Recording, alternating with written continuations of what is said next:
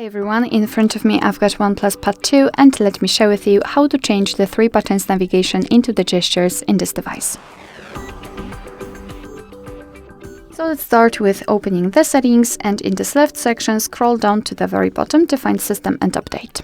Now let's enter System Navigation, and of course in my case I've got the gestures, but if you've got the buttons, let me tap on them quickly. You can customize them here, so you can manage the location of the buttons, you can move them to the left or to the right, you can change the button layout, so reorder the back button and the recents, and manage the Google Assistant. So this is, it will be useful if you will decide that you want to leave the buttons applied. So to set the gestures, simply tap on this animation.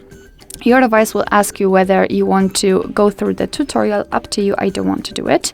And here we've got also the options connected with the gestures. As you can see, we do not have the 3 buttons. We've got only this line at the bottom of the screen, which is responsible for specific gestures. We can hide it if you want to. It's up to you totally. You can switch to previous apps, mistouch prevention, you can learn gestures and change the sensitivity to back gesture, but I highly recommend to get back to this option after a while of using the gestures, so you'll be able to decide whether you need the sensitivity to be lower or higher. Alright, so now in order to get back to the previous page, just like by using the back button, swipe your finger from the side to the center. You can see this arrow and release the finger, and as you can see, we will go back. The same situation from the left side. Okay, that's okay.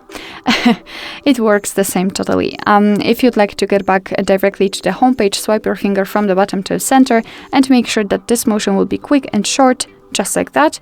And if you want to open the recents, swipe your finger from the bottom to the center, however, elongate the gesture like that. And here we've got the recents.